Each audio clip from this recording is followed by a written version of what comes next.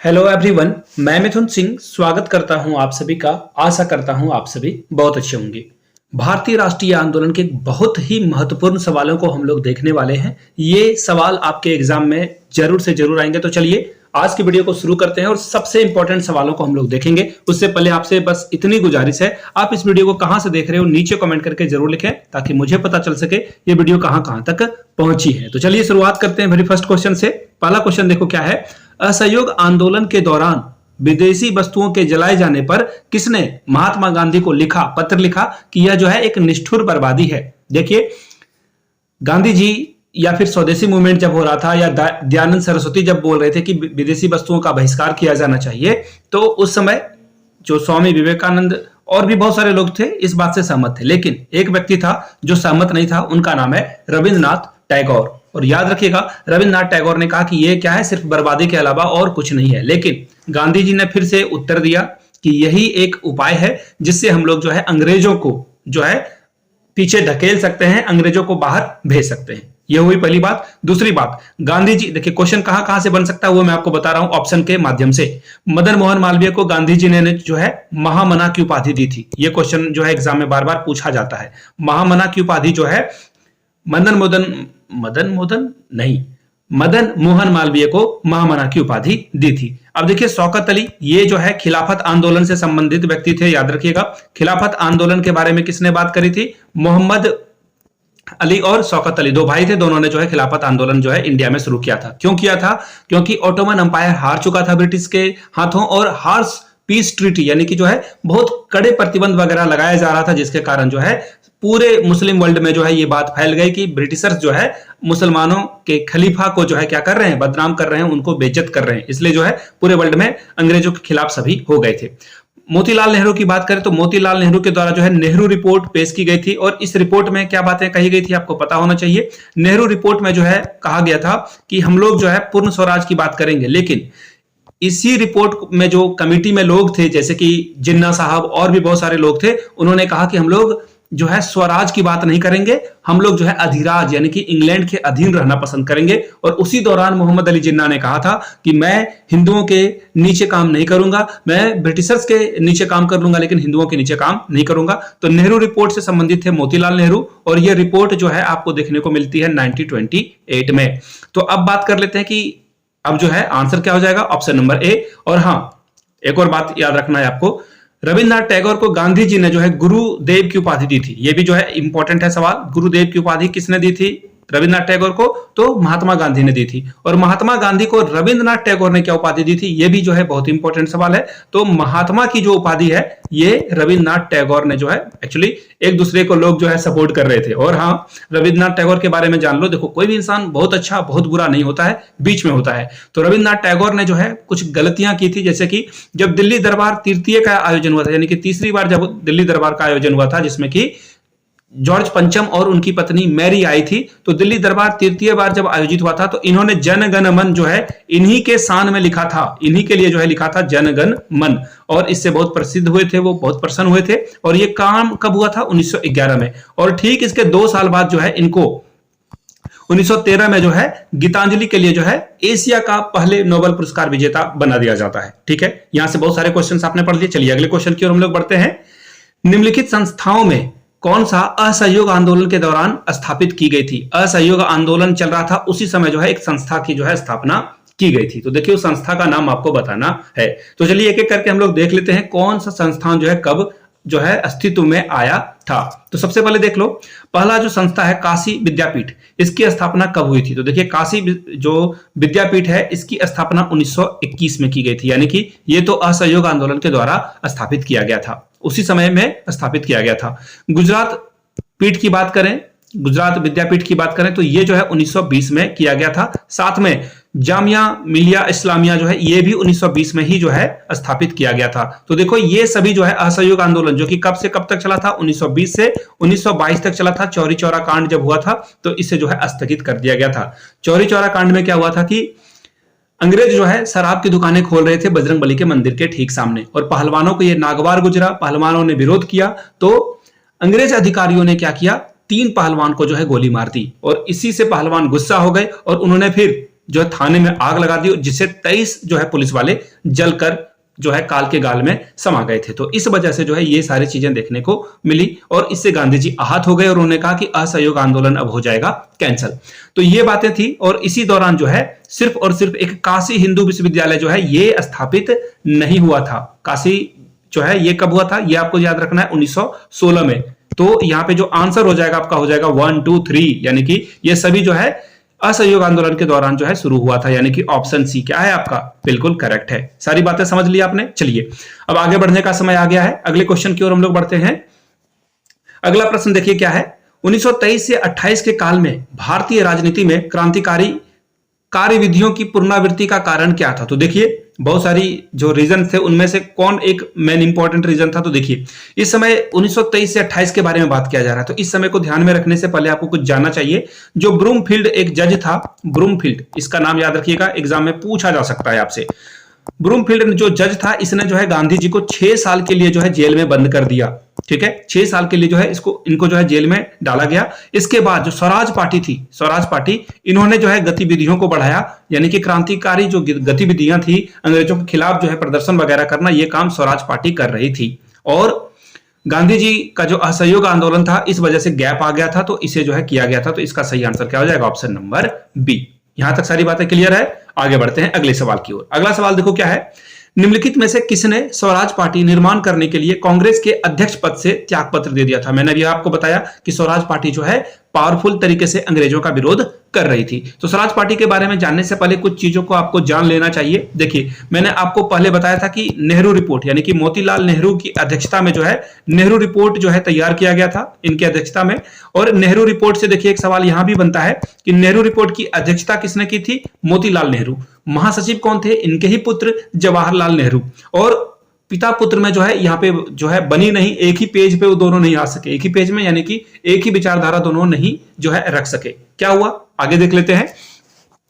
मोतीलाल नेहरू ने इस रिपोर्ट में जो है स्वराज की मांग की थी, लेकिन मोहम्मद अली जिन्ना, अंबेडकर साहब, कुछ लोग थे जो कि पूरी तरह से जो है आजादी नहीं चाहते थे। ये चाहते थे कि अंग्रेज के अंडर में ही जो है अभी काम चले। और इस वजह से जो है सीआर दास यानी कि चित्तरंजन दास जो है बहुत गुस्सा हो जाते हैं और वो अलग हो जाते हैं और वो अपना इस्तीफा दे देते हैं। और कुछ और चीजें भी यहां पे हुई थी, उसके बारे में भी अभी मैं बात करूंगा।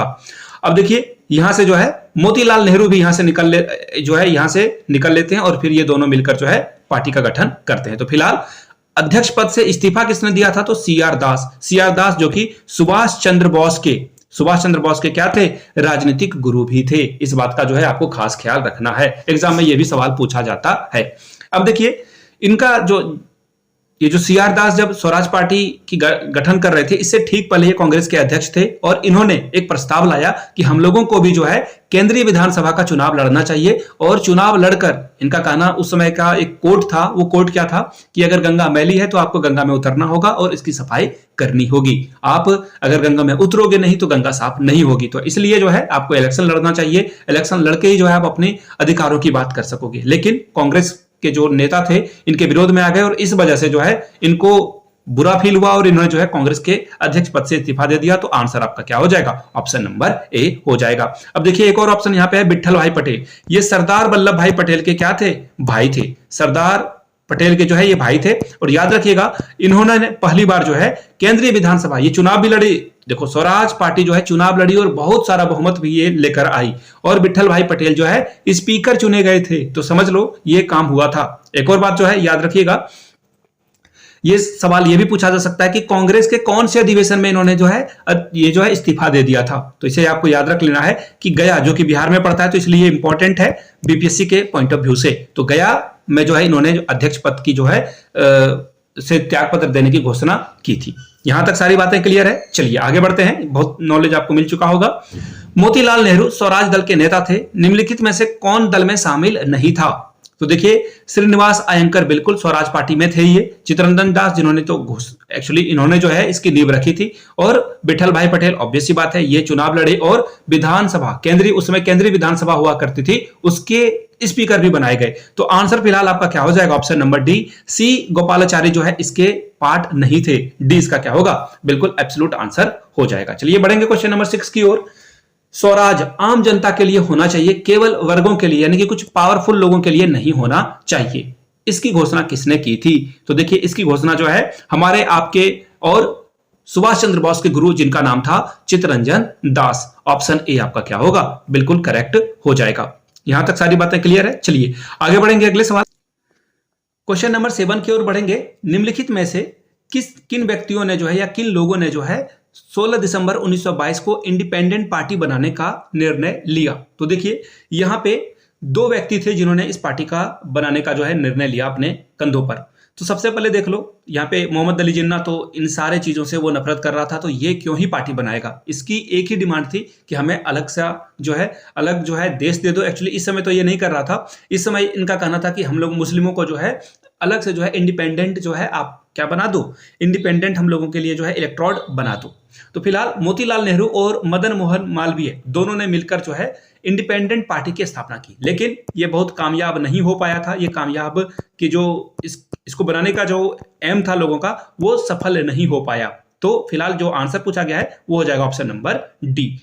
चलिए नेक्स्ट क्वेश्चन की ओर हम लोग बढ़ेंगे। नेक्स्ट क्वेश्चन देखो क्या है। भारत में स्वराज पार्टी की स्थापना निम्नलिखित कारणों में से एक अथवा अधिक से की गई थी। तो कौन कौन सा रीजन था जिसके कारण जो है स्वराज पार्टी बनाने की जरूरत पड़ी? तो देखो, गांधी जी के द्वारा असहयोग आंदोलन वापस लेने के कारण स्वराज पार्टी बनाने की जो है जरूरत पड़ी, तो बिल्कुल ये सही बात है। काउंसिल में प्रवेश कर और उन्हें काम ना करने को लेकर जो है 1919 के भारत शासन अधिनियम में जो है इसे अनुच्छेदन करना, तो देखो ये भी था। और ब्रिटिश सरकार द्वारा दमन, तो ये इसके लिए नहीं किया गया था। अब देखो इसके बाद जो है और एक ऑप्शन है, उसे भी आपको ध्यान में रखना है। तो देखो ये क्या बोला गया है, ऑब्वियसली बात है, एक वेट मिनट, ध्यान से पढ़ लेते हैं हम लोग ऑप्शंस को। तो देखो ध्यान से अगर आप पढ़ोगे तो इसमें जो है ऑप्शन ए और 2 करेक्ट है, तीसरा तो इनकरेक्ट है। भारतीयों के द्वारा आशय की अनुभूति है कि उन्हें प्रशासन का अनुभव प्राप्त करना था। तो देखिए स्वराज पार्टी चाह रही थी कि ये जो है इलेक्शन में जो है पार्टिसिपेट कर पाए, इनका मुख्य मकसद यही था। तो ऑप्शन 1 और 2 क्या होगा? करेक्ट हो जाएगा। यहाँ पे दोनों लास्ट वाले क्या हो जाएंगे? इनकरेक्ट। तो ऑप्शन बी आपका क्या होगा? सही हो जाएगा। बी के साथ आपको आगे बढ़ना था। चलिए आगे बढ़ेंगे हम लोग क्वेश्चन नंबर 9 की ओर। साइमन कमीशन की जो नियुक्ति की गई थी वो किस साल की गई थी? तो देखिए 1927 इसका सही जवाब होगा, लेकिन इसे ध्यान से पढ़ लीजिए, क्वेश्चन कहीं से भी पूछा जा सकता है। तो देखिए साइमन कमीशन एक्चुअली देखो 1909 जो भारत शासन अधिनियम है, इसके 10 सालों बाद 1919 की स्थापना की गई थी भारत शासन अधिनियम। इसके बाद फिर जो है 1929 में ये होने वाला था, लेकिन इंग्लैंड में जो है इलेक्शन होने वाले थे, तो ऐसे में इसे जो है 1 साल पहले करने की जो है घोषणा की गई और इसके लिए तैयारी ठीक इससे 1 साल पहले कर दी गई। 1927 में ही जो है कांग्रेस की जो है ये जो बागडोर है, इसके लिए क्या क्या किया जा सकता है, इसके लिए घोषणा जो है 1927 में कर दी गई थी। कहां पे? लंदन में ही जो है, याद रखिएगा। लेबर पार्टी के एक सांसद थे, एक्चुअली यहाँ पे 7 सदस्य थे, 7 सदस्य याद रखिएगा। इसमें से लंदन में जो है जॉन साइमन जो है यहाँ पे लेबर पार्टी का था, बाकी जो है कंजर्वेटिव पार्टी के लोग थे। तो साइमन जो है यहाँ पे अध्यक्ष चुना गया। एक और बात याद रख लेना है आपको, साइमन कमीशन में जो है टोटल जो है 7 लोग थे और 7 अंग्रेज थे, इसलिए जो है इसे श्वेत कमीशन भी कहा जाता है, व्हाइट कमीशन भी कहा जाता है। इसे जो है क्वेश्चन कई बार एग्जाम में पूछा जाता है। अब देखिए साइमन गो बैक का नारा लगाया गया जब ये इंडिया मुंबई में आया, तो साइमन गो बैक का नारा लगाया गया, किसके द्वारा लगाया गया? ये सवाल बार बार एग्जाम में पूछा जाता है, मैंने पहले वाले वीडियोस में भी पढ़ा रखा है, तो नीचे कमेंट करके आप बताइएगा साइमन कमीशन की जो है गो बैक का नारा किसने दिया था। अगर आप लाला लाजपत राय लगा रहे हो तो गलत हो आप, सबसे पहले इन्होंने इसका नारा नहीं दिया था। अब देखो ये इंडिया आया तो यहाँ पे जो उस समय का लॉर्ड इरविन यहाँ पे क्या था? यहाँ पे ये गवर्नर जनरल था। तो इसने जो है कहा कि हम लोग किसी भी भारतीयों को शामिल नहीं करेंगे, और लॉर्ड इरविन के कहने पे ही जो है किसी भी भारतीय को यहाँ पे शामिल नहीं किया गया था। तो सही जवाब हो जाएगा option number B, Lord Irwin के कहने पे इसमें कोई शामिल नहीं किया गया, लेकिन इसकी स्थापना 1927 में होगी। चलिए आगे बढ़ेंगे। निम्नलिखित में से साइमन कमीशन का कौन सा एक सदस्य उदारवादी दल का था? तो देखिए यहां से एक क्वेश्चन ये बन गया। तो देखिए जो सर जॉन साइमन है ये जो है लेबर पार्टी का था, तो सवाल भी यही पूछा गया है आपसे, लेबर पार्टी उदारवादी दल यानी कि लेबर पार्टी के बारे में बात किया जा रहा है। चलिए आगे बढ़ेंगे अगले सवाल की ओर। नेक्स्ट क्वेश्चन देखो क्या पूछा गया है। महात्मा गांधी धरासना नामक एक, धरासना जो है जगह है, पहले ये महाराष्ट्र में पड़ता था, लेकिन जब महाराष्ट्र और गुजरात अलग हो गए तो ये अभी गुजरात में आपको देखने को मिलेगा। नमक गोदाम पे जो है कांग्रेस कार्यकर्ताओं के धावे के समय गांधी जी कहां थे? तो ये गांधी जी यरबदा जेल में थे। ये गांधी जी कहां थे? यरबदा जेल में थे। याद रखिएगा इसकी बात। नमक सत्याग्रह की शुरुआत देखो कहां से हुई थी? ये शुरुआत जो है दांडी यात्रा से, इसे जो है अलग नाम से भी जाना जाता है, दांडी यात्रा से भी जो है इसे जाना जाता है।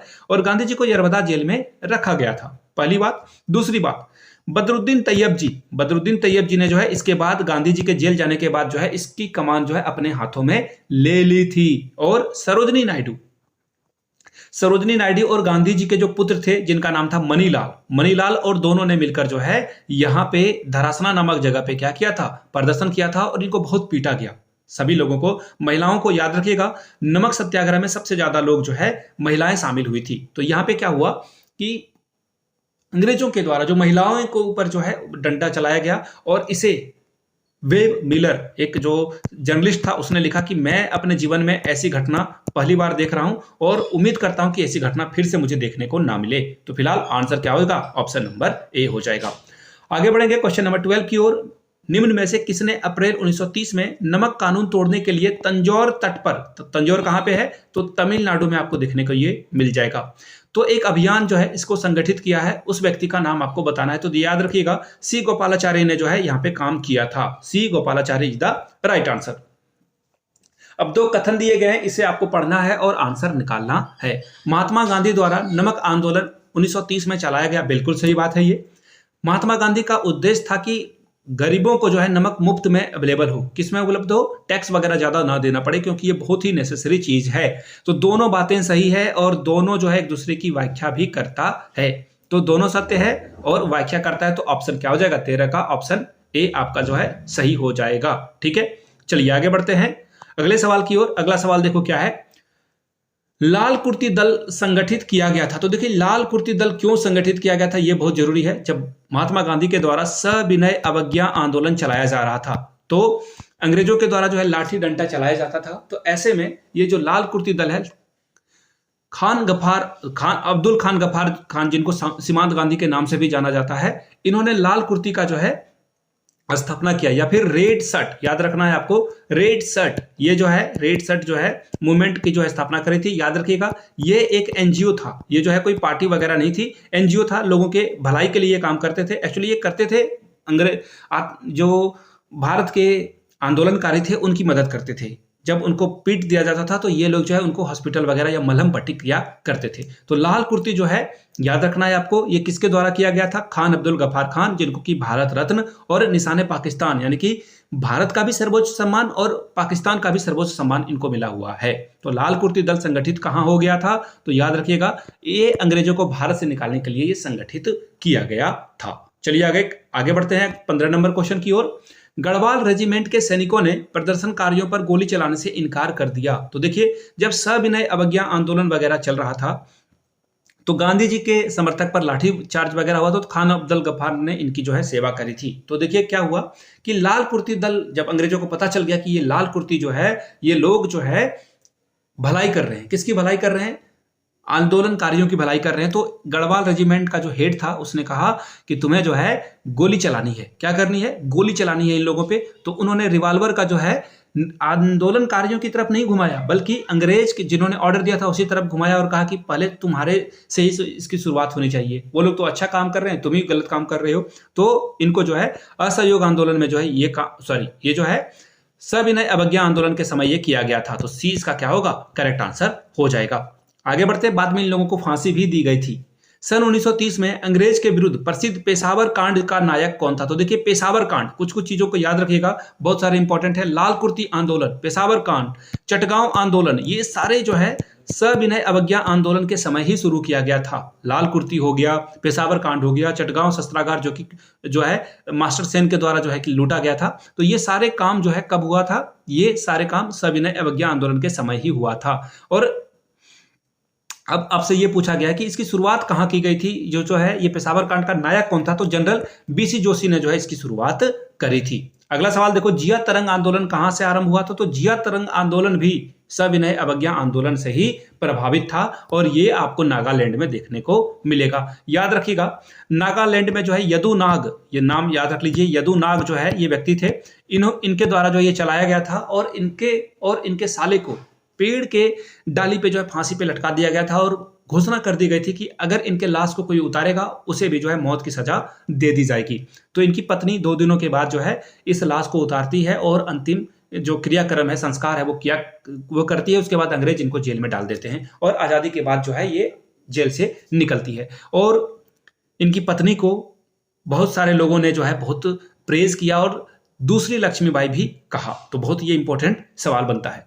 बेगूसराय के चौकीदारी टैक्स के विरुद्ध जो है आंदोलन था, यह किसका हिस्सा था? तो देखिए, चौकीदारी टैक्स भी जो है सविनय अवज्ञा आंदोलन जो कि 1930 में शुरू हुआ था, इसी का ये पार्ट था। 1930 का ही ये क्या था?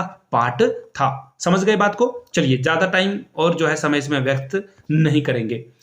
प्रभावती देवी किस क्षेत्र की स्वतंत्रता संग्राम सेनानी थी? तो देखिए, ये जो है सबसे पहले प्रभावती देवी के बारे में आप जान लो। ये जयप्रकाश नारायण की पत्नी थी। जयप्रकाश नारायण की पत्नी थी और याद रखिएगा, इन्होंने अपनी पढ़ाई छोड़ दी और आंदोलन में ये कूद गए थे जयप्रकाश नारायण। बाद में गांधी जी से इनका विरोध भी हो गया, तो ये जो है कांग्रेस से इन्होंने इस्तीफा देकर जो है अलग पार्टी बनाई, अलग जो है पार्टी में ये शामिल हुए थे। लेकिन इनकी पत्नी प्रभावती देवी हमेशा गांधी जी के साथ रही। तो आंसर आपका क्या हो जाएगा? Option number B. ठीक है।